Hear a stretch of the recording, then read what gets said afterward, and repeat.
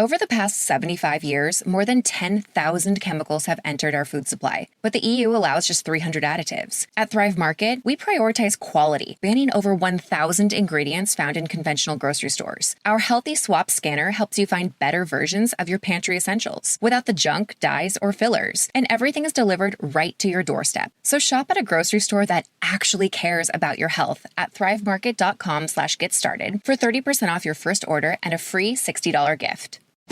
If you're a maintenance supervisor for a commercial property, you've had to deal with everything from leaky faucets to flickering light bulbs. But nothing's worse than that ancient boiler that's lived in the building since the day it was built, 50 years ago. It's enough to make anyone lose their cool. That's where Grainger comes in. With industrial-grade products and dependable fast delivery, Grainger can help with any challenge, from worn-out components to everyday necessities. Call, click Grainger.com, or just stop by. Grainger, for the ones who get it done. If you're a facilities manager at a university, you know students rely on the cafeteria for breakfast, lunch, dinner, and the occasional late-night snack. So when a dishwasher breaks down and dirty plates pile up, the mess hall can turn messy in the blink of an eye. Enter Grainger. With over 1 million industrial-grade products and fast delivery, the product you need now is never far away. So you can turn that dishwasher back into a lean, clean washing machine. Call, click Grainger.com, or just stop by. Grainger, for the ones who get it done. It's the Opperman Report. And now, here is investigator Ed Opperman. Okay, welcome to the Opperman Report. I am your host, Private Investigator Ed Opperman. Okay, here we go.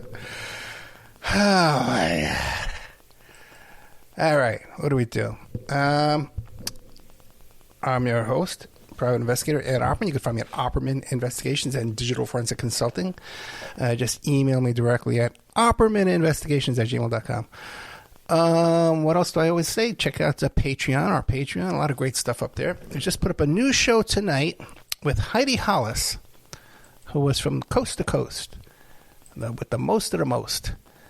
Let's see here. Heidi Hollis, she wrote a book about shadow people and the Hat Man. You know those things you see when you're on meth?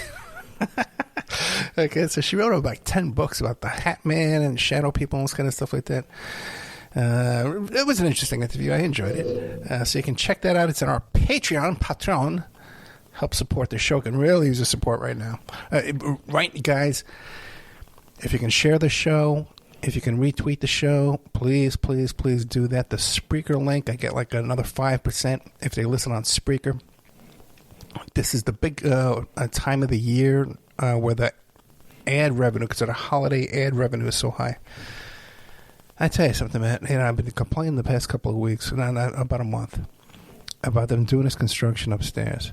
And here it is now, 8 o'clock, on a Friday night, after our holiday, and they're sawing, hammering, and banging. They turn the water off again this week. It's just if you're out there, if you can get like a fake passport, okay, because I'm no longer responsible for what I'm going to do here. And I might need to make a hasty retreat out of the country. There's another show on Patreon, Thoughts Judge, Oppenheimer's Deadly Toys, the Nuclear Weapons Hoax. Oh, boy. And that's another fun show. There we got. Remember the whole John S. Captain saga? It's John S. Captain, but my friend there, Ed Parnell, put John A. Captain. John S. Captain was this crazy story about how his girlfriend was involved with the Illuminati and was in something with a dam, this dam in Seattle or something like that, or Portland, Oregon. I forget what it was. Just this, she was murdered, horrifically by these characters. A lot of stuff went on behind the scenes when I did those shows, where actually I was talking to the homicide detectives in that case. A lot goes on here, man. You guys have no idea about. Everything's just all fun and games. It's a big joke. Anthony Feinstein, Moral Courage, 19 Profiles of an Investigative Journalist. I really enjoyed the show. I really enjoyed this interview. The book looks excellent and really hit home with me. This guy deals with, he gives therapy to journalists that are suffering from traumatic stress and all kinds of stuff like that. Hey, say a prayer for my friend Gigi, okay? She's having a baby. She's having a tough time. And at the same time, her ex is serving her with custody and child support papers. Actually, I think she's emailing me right now. She might be in the ER right this minute, or in the hospital, in a hospital bed. So if you pray out there, please say a prayer for my friend Gigi. A real sweetheart. I know such nice people, man. It's just amazing. Richard Otto, The Paradox of Our National Security Complex, How Secrecy and Security Diminish Our Liberty and Threaten Our Democratic Republic. Amy Vilela is an old repeat. Shaylin should not have died. I had Amy Vilela on the show years ago, and then after I had her on, she was a local Vegas woman whose daughter died because of the healthcare system. Her daughter was out of the Army and had a lapse in her medical coverage and had this visit to the hospital, and they just kind of shooed her away. And she wound up dying. But this show here, we had Amy Vilela on. Then after us, she was interviewed by Rolling Stone magazine. And her career took off after that. She was in Knock Down the House, that film about what do they call them? The DSL Democrats. I forget what they call them. Like AOC and all those kind of things. This was back in the days when people couldn't say AOC. They were trying to say Alexandria Ocasio, or Alexandria Cortez. No one could say it back when I first interviewed Amy Vilela. But then she became a spokesperson, a surrogate for Bernie Sanders. So I had her first, man. Victoria Wentner, my daughter. I stopped mentioning my daughter on the show. Sorry about that. But, she interned for Amy Vilela and she coached Amy Vilela in her Senate debate. Okay, my kid coached a person running for Congress in their congressional debate when she was in high school. She was 17 years old. Okay, I'm gonna have to get them some dynamite or something upstairs. And then they did something too, where now when they turn on the water up there, it's like. Every time the water goes on, man, I'm gonna have to move. It's just a nightmare. Right during my show. Roger Rappaport, Searching for Patty Hearst, the true crime novel. This fellow here, Roger Rappaport, was like a hippie activist type guy during the Patty Hearst kidnapping, and he wound up with Steve Weed, Patty Hearst's boyfriend, wound up living with him. Ian Totten, West Memphis 3. This is all in the Patreon. John A. Captain. We had 2 shows, but all together I did 3 shows with John S. Captain. Okay, but put John A. Captain. He's better off because this guy's a nut. He swears that we took his interview and sped up his voice to make fun of him or whatever. I don't know. But here I got these homicide detectives contacting me. See how we're doing on time. See if the show's over yet. Oh, no, we got another 50 minutes to go. I'll get through it. Don't worry about me. I'll get through it. Warmonger Jerry Kuzmarov from CorporateActionMagazine.com. Warmonger, How Clinton's Malign Foreign Policy Launched the U.S. Trajectory from Bush to Biden. What a horrible title. But it's a very good interview, so keep an eye on him. Richard Otto again. Miriam Petri, This Family Court Corruption. Tonight we're going to have 2 shows. John Hankey, Part 1 and Part 2. And it's all about his new documentary film that came out. Let's see what it's called. It's called Breakthrough, the documentary about the John F. Kennedy assassination. People are very excited about all the repeats I played this week of all the interviews I've done about the JFK assassination, which so many of them are with people actually involved or know directly people involved. I don't know where you're going to find that anywhere else. All these people I found, out of nowhere, or I knew them as a child. So I don't know anybody can top that kind of work, Of course, there's the, you got your, I hate to say the JFK hacks, the JFK researcher community, that are all this incestuous bunch and they're all fighting with each other and bickering over, how many times did the umbrella man open and close his umbrella, and all this wacky stuff, man. But I've brought in some new people into the arena. Yeah, who cares, right? 10 years of hard work, man. And where's it gotten me? Really nowhere. People hammering over my head 24 hours a day. So John Hanke tonight. Then I'm doing an interview with a woman who lives there in East Palestine, where that train derailment took place, and you get a kind of an idea of what the hell they went through over there, what they're still going through over there, and how this train company pretty much just bought up the town, man. They're the cheapest thing to do it. They're not settle all the people. Just buy the mayor, buy the police, buy the fire department. Buy them. And then just treat them like crap. So we got that there. Okay, check out our TikTok, Ed Opperman TikTok. If you're out there, you want to help the show, you want to help out your old buddy Ed Opperman, shows up here for work, 10 years without missing a day. Brings us some of the best exclusive stuff out there we've had in the past 10 years. Originated content and topics and categories of this kind of show. People, there's 100 people out there who are now doing the work that I made popular. Some of it's complete disinfo, some of it's just stupidity, some of it's garbage. The rest are okay. Okay, all right. But if you want to help out, I need people to volunteer and help me make TikToks and Reels to drive traffic to the podcast during this high revenue Christmas season. Very important. We got a chance to keep this thing going. Otherwise, man, everything may come crushing down. And I would say by February, that would be it. Even as it is, it's looking bad. I got offered this job to do like polygraph work. And it's a decent paying job. I can still do what I'm doing now. I can keep my PI work. I can keep the radio show. I would have to relocate. It would be like a routine. I'd have to work, on a routine, on a scheduled routine. The straw that's breaking the camel's, the deal breaker on this deal. The guy who owns the company is a good guy. I like him. He does a lot of criminal defense work, but and a lot of other stuff kind of work too. But he does screenings for national security clearances, and he does work too for prosecutors. And I've never worked for either one, and I can't do it. I just can't do it. And it's interesting too. I wasn't going to talk about this at all, but I told him, I said, first of all, I can't do it because of my conscience. I'm not going to work for the government. I want to work for the intelligence. And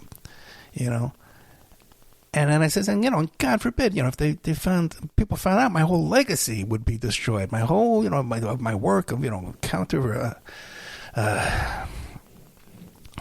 counterinsurgency, my revolutionary work, my agitation, my activism would all be for naught. My whole reputation would go down the toilet. And he goes, "Oh, Ed, man, those people, they don't give a damn about you. They don't give a damn about your show. But all those people, those social justice and all those kind of people you fight for, man. They don't. What do they do for you? Do they support you? Nothing. Did they put up money in your pocket? Did they give you a paycheck? Nothing. If you're a maintenance supervisor for a commercial property, you've had to deal with everything from leaky faucets to flickering light bulbs. But nothing's worse than that ancient boiler that's lived in the building since the day it was built, 50 years ago. It's enough to make anyone lose their cool. That's where Grainger comes in. With industrial-grade products and dependable fast delivery, Grainger can help with any challenge. From worn-out components to everyday necessities. Call, click Grainger.com, or just stop by. Grainger, for the ones who get it done. It's hard to argue. It's hard to argue with them, But still, that is just my personal conscience. I cannot work for the man. Not going to do it. I'll die hungry and with syphilis. Oh, God. I'll go out like Hemingway. I forgot. So the name of tonight's show is about the Trump Gone Wild. Last week, the title of the show was about Trump Gone Wild. I was going to do this whole thing about the Trump mistrial motions he filed in his $250 million Letitia James New York City civil lawsuit there.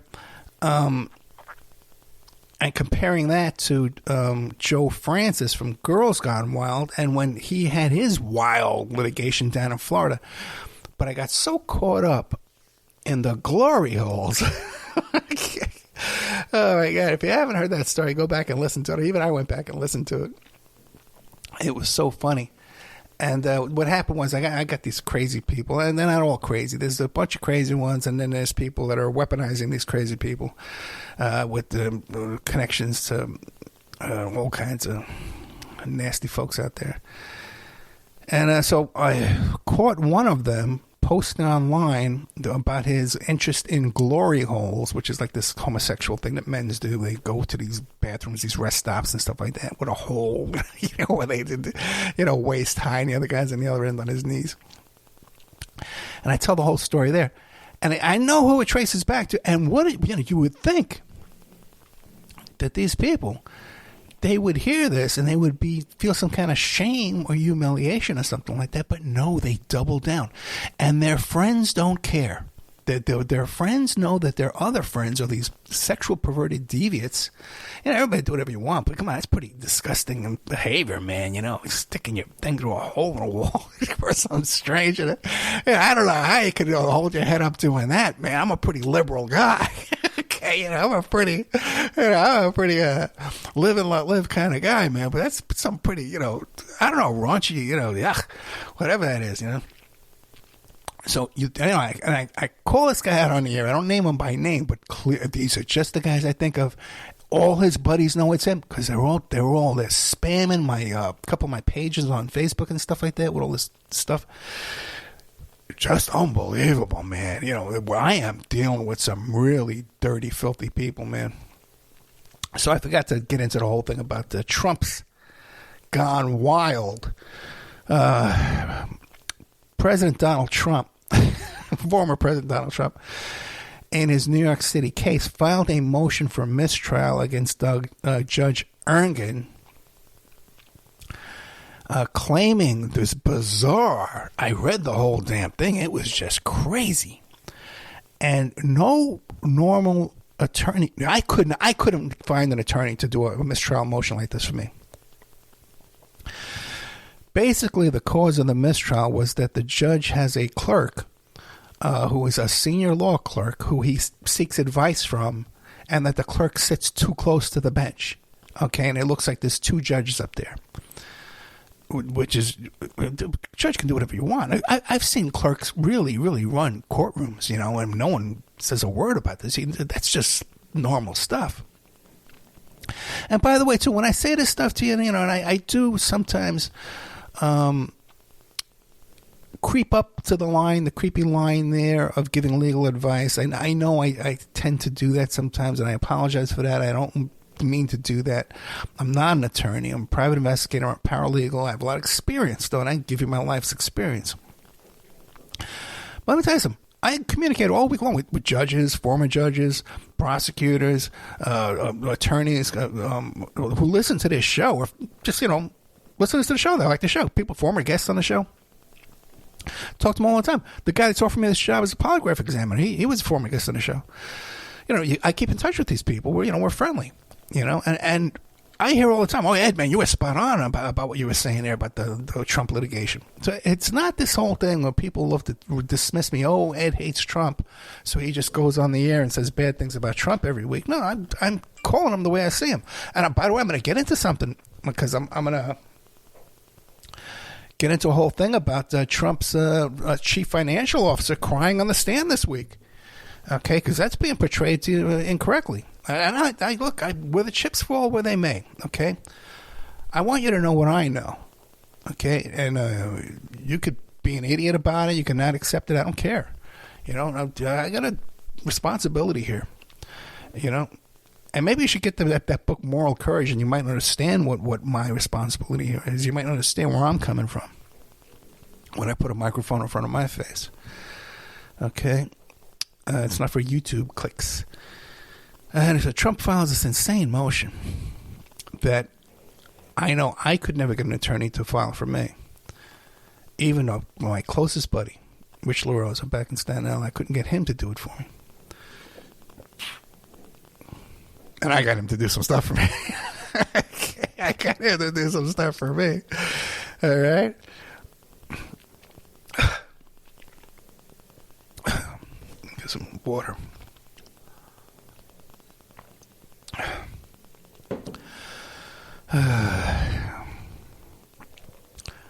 But it reminds me, I'm calling it Trump Gone Wild. It reminds me of the motions I used to see that Joe Francis was filing in his defense down in Florida. I forget what it was, like Daytona Beach or something like that. It was around 2005 or something.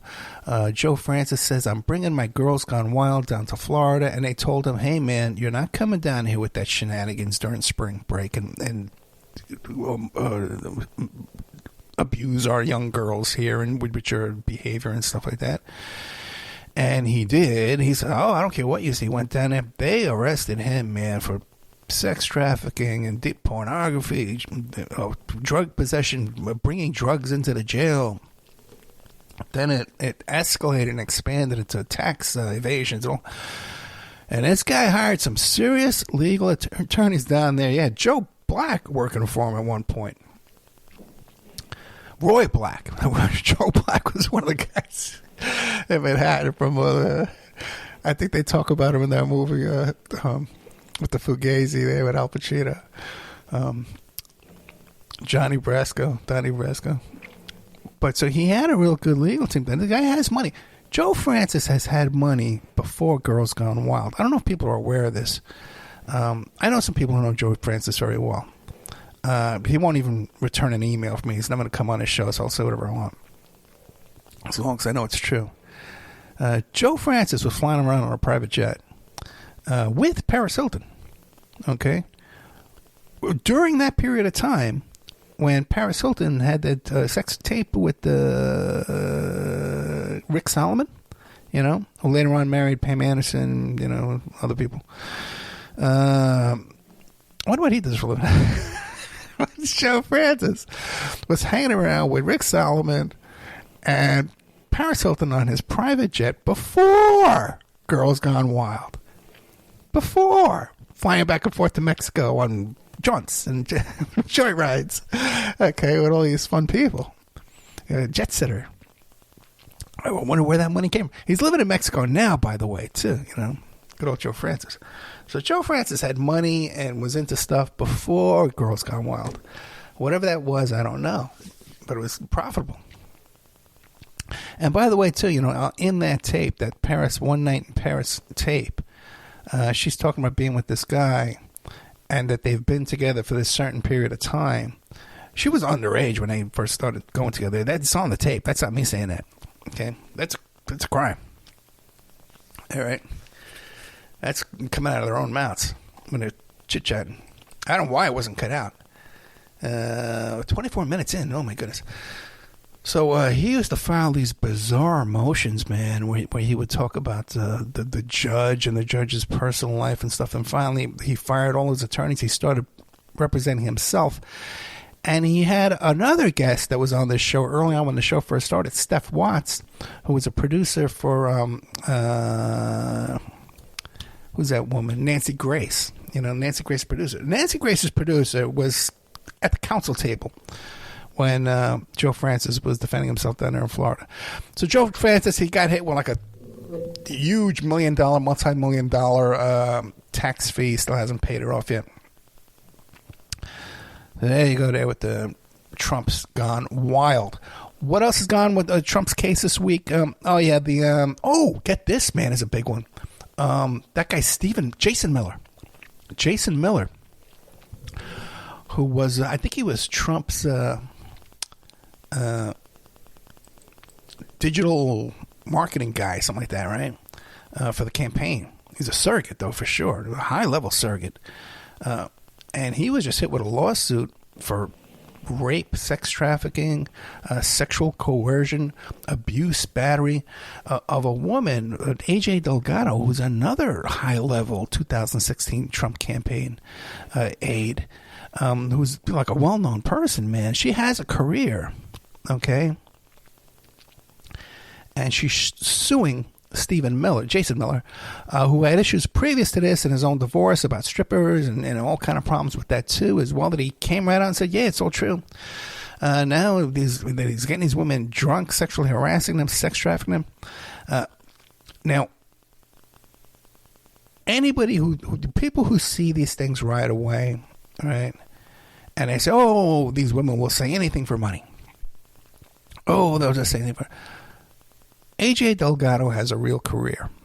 This is going to harm her career. Going public, it's difficult enough when these women are surviving this kind of abuse and this kind of trauma to get them to stand up for their rights and seek compensation. It's difficult. And even when you get them to agree to it, it's even more difficult going through the process of just the step by step, doing things. Okay, because it's traumatic. Nobody wants to do this. Nobody wants to go through this. Okay? So for her to stand up and go public like this, that can only negatively affect her career. And she has a real career. She has a career that she's going to get more money from than this lawsuit. So this is not something that's in for the money.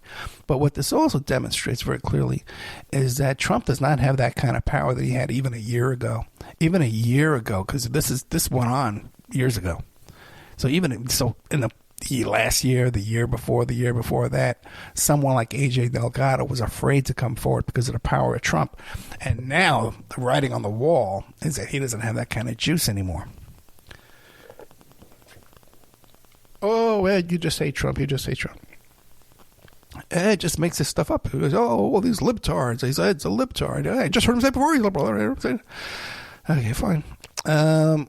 Ex-Trump Organization accountant, the CFO, Jeffrey McConney, broke down in tears on a witness stand Tuesday. Now, when I saw this, I thought just like everybody else thought when I was reading this. Maybe I didn't hear about this, okay? Maybe because it's, Thanksgiving week. Maybe it slipped by you, but, I keep an eye on these kind of things, and I saw this story. And I saw how it was being portrayed in the news because he broke down during the prosecution. He's a defense witness. So when the defense counsel was up there asking him questions, that's all prepared. You're prepared for what they're asking you. But when the district attorney started asking him questions, he broke down, and he broke. And by the way, too, this guy's had to retire. He's had to retire. And he's in a situation where he got what do they call that when you leave? Like a golden parachute of $500,000, right? Exit fee.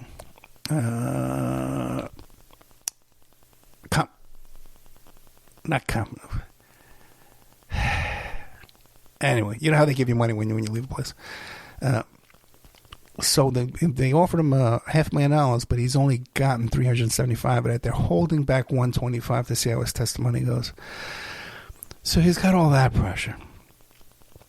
Now, while he's here testifying for the defense on all these matters here, the prosecutor's office is subpoenaing him and records and stuff like that for possible criminal charges himself and for future criminal charges that could be coming down the pike. And guess what? They could be coming down against Trump Jr., and Eric, too, as well. The same fraud charges now that are now in civil court could wind up in criminal court. I'm telling you, man, this is a very, very ugly situation. But the impression I got from a friend of mine who's in that courtroom, who saw this guy breaking down, and she said, Ed, let me tell you something, man. When this guy started getting all choked up and breaking down, you could hear a pin drop. And people were traumatized. in that courtroom watching this happen. This poor guy who had worked hard his whole life and kept saying, I'm an honest man. I would try to do the right thing. I tried to do the right thing. And now I'm taking the fall for everything here. And now there's the possibility that I'm going to get criminal charges against me too. I just want to, I don't want to be the scapegoat anymore. Like, this guy's got the government down on his ass, and he's got the Trump organization down on his ass, and he's like just suicidal. Okay, but look, even when you got a guy who's guilty, man, this prosecutorial misconduct and abuses and pressure that goes on, man, that's not right either. That's not right either. Another big thing that happened this week was the bail revocation hearing for Harrison Floyd. Now, you remember I was telling you last week, in between glory hole stories. Okay. In between the glory hole stories. How we doing on time? 31 minutes. Okay, we might end early because I get them banging upstairs. Harrison Floyd is the fellow who's up there with, I call them, the R. Kelly 3. He's the one with African Americans for Trump,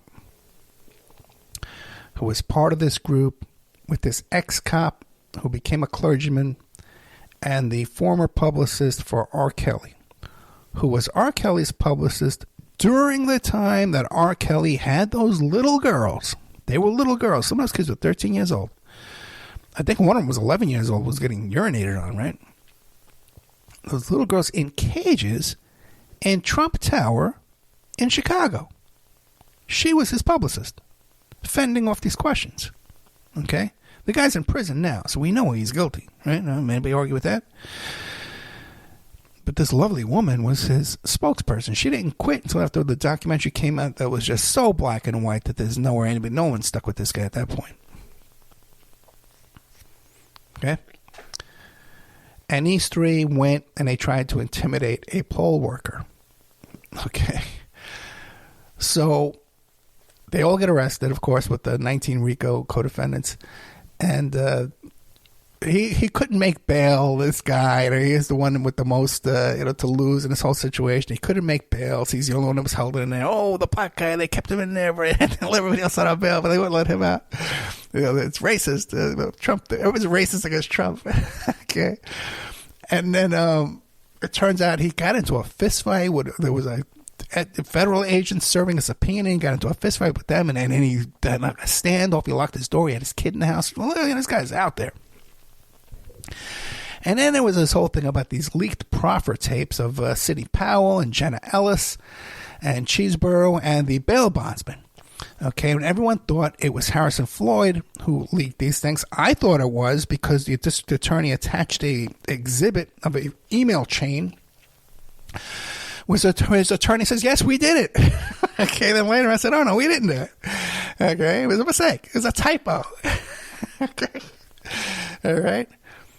So I thought it was him. Okay, and then the DA thought it was him originally. Another attorney fell on a sword and said it was me. And then this guy's been posting some blatant threats, man, to the complainant in his case on Twitter. Okay? So they held a bail revocation hearing on him because you're not allowed to communicate with the victim in the case, in a criminal case, either directly or indirectly. So you can't call them up on the phone and say, hey, you got no case against me. Bah. You'll get your bail revoked. You can't drive by their house and yell out the window with a megaphone, hey, you got no case against me. That's indirectly. Okay? So you can't also post on social media, hey, you got no case against me. Everyone, look at her. Everyone bother her. Everyone harass her, stalk her. Now, the judge denied the bail revocation. The guy's still out on bail with some new conditions that now he's not allowed to talk about anything on here. The only reason why, in my opinion, because I watched this hearing live, that his bail did not get revoked is because of bad lawyering. All around. the prosecution put on this district attorney investigator who wasn't paying attention to the questioning, and was his answers were just horrible. This guy just wasn't paying attention. Okay. Then they brought on an attorney for the woman, the poll worker that was being stalked. He was a mess. This guy was a horrible witness too. They were just everyone in that hearing was just a horrible lawyer and a horrible witness. But the worst one, the very, very worst, was Harrison Floyd's own lawyer, who at one point described the body cams, because when they made these threats against this poll worker, they did it at the police station in front of a cop, because the only way this woman would meet with them is in front of the police. Thank God for her. And the cop has his body cam on while she's the R. Kelly publicist is telling her, if you don't cooperate us, you're going to lose your freedom. We're going to kidnap you, or we're going to have you arrested in some kind of way. Unbelievable. But this genius Harrison Floyd, his genius attorney at this bail revocation hearing, describes the body cam video of recording the threats. He says that the guy says that there's a video of his client threatening the victim in the case, which is basically what he's on trial for. So, if this guy's going to do this during a bail revocation hearing, I can only imagine what he's going to say during the actual trial. But anyway, you would think this is such a historic, significant case that they'd bring in some 18 lawyers, man, to work on this thing. I don't know what's going on. Kind of makes you wonder, man, like, is the fix in? Is the fix in with all this stuff? Is Ed Opperman like a stupid idiot? And I'm not, no one's tipped me off, like everyone's playing, when you're at that poker game, you don't know who the sucker is, it's you, Oh, God, look around the room, man. If you don't know who the guy is, it must be you. So that's the motion to revoke the bail. And let's see. There's a whole bunch. Eric Adams, the mayor of New York City, was accused of sexually assaulting a woman in 1993. That came out this week. Cuomo got sued for another sex assault. Turns out that a friend of mine that used to work for me is very close to the Cuomo. She's very close to one of the Trump daughter-in-laws too. So I'm getting a lot of behind-the-scenes gossip from all that now. There's really nothing I can share with you without, I tell you, I saw this thing about there was a poll or a survey or something like that. I forget what the number was, like 60% of Americans on both political parties no longer believe in the American dream. The American dream, what is the American dream anyway? I guess there was a short period of time, like after the Korean War, really, where people were coming home and they built this affordable housing for all these soldiers to come home to, and the people could buy a home, they could buy a car, their wife didn't have to work, one family, a breadwinner, schools were kind of decent for, I guess. There was a lot of social problems, racism, bigotry, and misogyny. It was all fine back then. But the American dream, we weren't living like complete and utter slaves, which has just gone. I've been doing a show for 10 years. And the first couple of years I would come on, I would be so passionate and I would be screaming into the microphone, the conditions we live under today are intolerable. And I would talk about the Walmart family and how they own, 30% of the country's wealth assets. They would own, then it became 40%. Who knows what it is? Not even publish it anymore, Things have gotten so much worse economically for the average working man in this country in the past 10 years, it's like night and day. You know, like I never dreamed things could get this much worse so quickly. And not only is it destined, if we maintain this idea that somehow capitalism works for you and me, it can only get worse. And as capitalism fails, end stage capitalism, failing capitalism, it only gets worse and worse. You can see this inflation. Historically, the response to inflation is fascism. Okay, this is history. You know, and you know me, man. If you've been listening for 10 years, you know I'm no student of history, man. That's one of my worst topics, man. You know, but this is like blatantly right in your face kind of stuff that even a guy like me can keep up with. What I'm seeing even more though today is people consigned to live as slaves. Even these young people, and they're out there and they talk about socialism and my government name, and and I don't conform, and we need to stand up and go Palestine, end the war in Gaza, that they say the right things, but when it comes time to do something for their own self-interest, to stand up for themselves and to benefit themselves, to take a risk, they want to live like good little obedient slaves and get a job at Starbucks, or get a job maybe if they're real edgy, at a thrift store, or people just want to work like slaves. They don't want to take any risk in their lives, which is why you see the advent of these big cartels who took over the smuggling industry and then the drug gangs that took over. You don't have those kind of independent dealers anymore either that I used to see in my lifetime. The American dream is, if it ever existed, it is now on its final breath.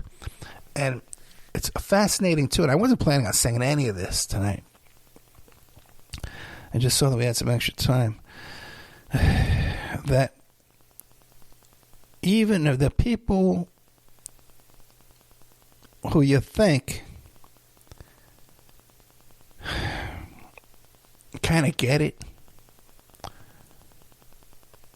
well, we cannot comply. Do not comply with the face diaper. That's their line in the sand.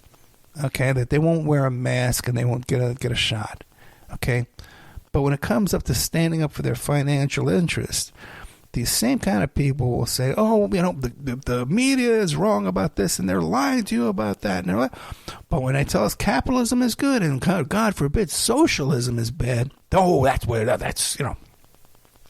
that they're all along with. Okay, the enemy is the conditions we live under is slavery, and that's just inching us toward socialism. And God forbid we should ever get to socialism, because it might be as bad as we have it now. Okay, there's a chance it could be as bad as it is now. Everything that we're living under now is horrible, but it can only be worse if we're working for ourselves and keeping our income. Just insane. The brainwashing, man, and the mind control is just so out of control. And then they're going to lay their line in the ground, and I'm not putting on a mask. I'm standing up. Do not comply. Ha, ha, ha. What are you going to do? Jamie Foxx has some kind of a sex abuse thing came out, too. And Sean Puffy Combs hit with his third claim for rape and choking. People ask me to tell my story about Sean Puffy Combs. I'm going to tell you it now because he's too busy to sue me. But I ran into Sean Puff Daddy. First time was at the airport, Newark Airport. He was dating Jennifer Lopez at the time.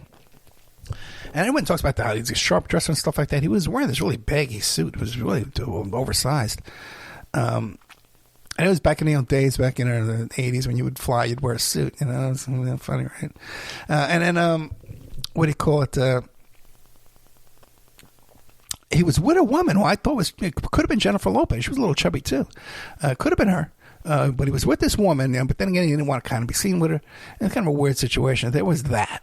The next time I heard a story about Puffy Combs was that when he was involved with Jennifer Lopez at that nightclub, and a pregnant woman got shot in the hand. Okay? And a friend of mine just happened to be working EMT that night, and he took the woman who was shot in her hand, put her in the ambulance, and she would not stop screaming, "Puff Daddy shot me in the hand. Puff Daddy just shot me in the hand." Okay, and it got to the point where everyone around them were putting their fingers in their ears saying, "I can't hear you, I can't hear you." And they had Puffy on the ground, and Jennifer Lopez was carrying his gun in his purse, like all this stuff. And he was yelling to his bodyguards and the people around him, "I'll give you 50,000. I'll give you 60,000. I'll give you 75,000 to take the case for him, to say that the gun was theirs. And ultimately, one of his bodyguards did take the case. Anyway, that's what I heard. That's one of the stories you hear out there. Boy, I'm telling a lot of stuff lately, man. I think my days are numbered. The Ed Opperman Thanksgiving Day tradition. Once again. It's so bizarre. I don't know, man. I just don't know. This has been my whole... I can't just say it's on the radio. It's kind of been my whole life around Thanksgiving, that people feel the need to invite me over for Thanksgiving. They think that I have no family. They think I have no friends, that I'm all alone. I did spend this Thanksgiving alone because there's work I got to get done. There's things I need to get done, and there's very little time I have to do it. And on a day when people aren't going to be calling me every 5 minutes and emailing me and texting me with nonsense... Yesterday and today are good days where I can get some stuff done without being bombarded, because you have an excuse. Okay, I'm not answering any calls. I'm not answering any emails. Just like everybody else. It's too busy. But it's always been, man, that people have always thought that I have nothing to do on Thanksgiving, that I have had no family. I'm talking about... I learned how to carve a turkey at 16 years old from my uncle. Okay?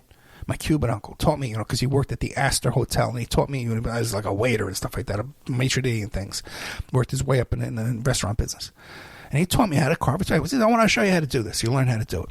And I learned how to do it. From that year on, I carved the turkey every year for my family. Then I learned, and because I lived, a bachelor kind of guy, I cooked my own meals and stuff like that. I learned when I first got married, and my daughter was very little. We used to take her to the rec center for tumbling toddlers, I think it was called. She was like 3 years old, and the kids would run around, and they would do, roll around and things and jump in a circle, and then there was a slide in the middle. And I was the only father there. There was only me and moms. Okay.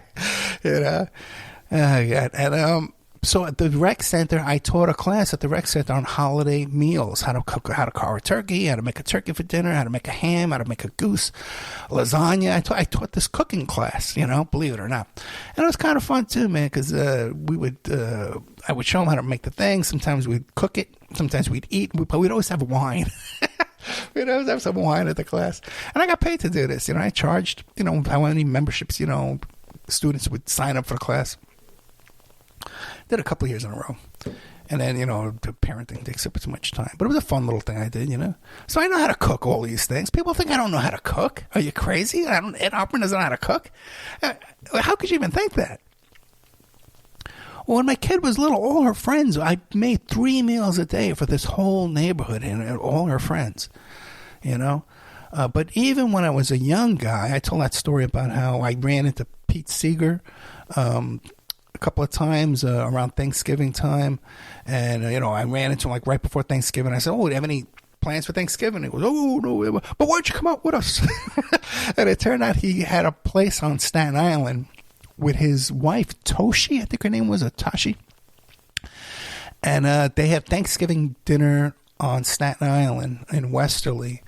And I remember going there with my girlfriend, April, and bringing wine, big jug of wine. We bought a bunch of pot and stuff like that, too.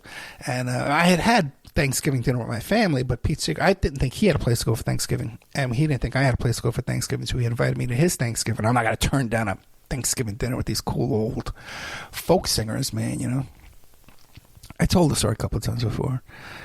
And then there was another time, too, where when I was in the beeper business, and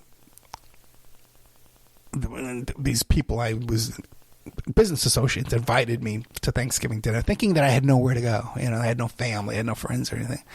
And another time, I went to one of those places where they help you write out your resume, and that guy invited me to Thanksgiving dinner with him and his wife. They thought I had nowhere to go. I don't know what it is. I give off this impression, or people who think I can't cook for myself. I'm some kind of lonely bachelor here, you know, dying alone with my cat. I don't know how I give off that vibe, except that I can't share on social media anybody I'm dating, man, because I got these crazy people out there who are obsessed with my personal life. And stalking people. It's just insane. And there's no way, man. There's just no way that this is just like ragtag people doing this, man. This is finance. This is, you know, government, not government. This is, you know, capitalist government intelligence operations. But every single year, I've been doing this for 15 years on social media. In the morning, what I'll do is I'll post this little thing saying, hey, how long does it take to defrost a turkey? I took this thing out of the freezer 2 hours ago. Okay? And I've been doing it so long that people on Twitter and Facebook, now they know the joke, okay? Enough people know the joke, but there's still a few people on my regular Facebook who still don't, you know, they think, oh, Ed, he doesn't know how to cook. Oh, that man, that single bachelor, he doesn't know how to cook a turkey. I better tell him how to do it. They'd be, oh, Ed, you know, it takes 3 days to defrost a turkey. Let me tell you how to do this. Oh, Ed, you can put it in water in the sink and that'll make it defrost. Like, I don't know this stuff. So there's a small town here in Florida that I frequent, and I belong to a group on Facebook in that town. And so I did it there this year. 300 responses. So they're telling me, you have to take that turkey out like 3 days ago. So I go, I did take it out. I took it to the movies. And then I took it for drinks. Or another one was, it takes days. You have to leave it out for 3 days. How does a turkey know if it's day or night? How does it know if it's days? What are 3 days? Oh, well, so over and over and over. It was really funny, man. And you're trolling these people. They have no idea, half of them. And then they all start catching on, and they all act like they were in on the joke. So that was my Thanksgiving. But guys, don't worry about me. Trust me, I'm not lonely. Okay, I'm not a lonely guy. All right. I could use some help. That's for sure. You know, I don't have the kind of help that I had back in Vegas. That's for sure. But I'm not some lonely guy with cats and sitting with my TV dinner. All right, let me get out of here. I'm playing John Henke twice tonight, part 1 and part 2. And then I think I am going to play that, if I'm still up. I'm going to play that thing with the East Palestine. I got to get that show out there, man. You know, I got a lot of new content coming in. I taped a lot this week. All right, guys. Happy Thanksgiving to you. Boycott Walmart, okay? Boycott capitalism, period. All right, guys. Good night. Love you so much. Check out my Opperman Report TikTok. That's if you can go there and build that up for me, retick it and talk it, share it. Put the reels up on your Instagram and stuff like that. That would be great, promoting the show. If you could retweet the link, the Spreaker link, man, that would be great if you could help me out with that right now. If you could help me make reels and TikToks, that I could use that kind of help too. You just want to send a donation, never turn that down. Some guy sent me $40 today, man. Thank you so much. Okay, that's how rare a donation is that I've gotten in years. And if I advertise on the show too, man, we got on a lot of stations. A lot of people listen to the show, that's for sure, man. Don't leave me alone. All right, guys, good night.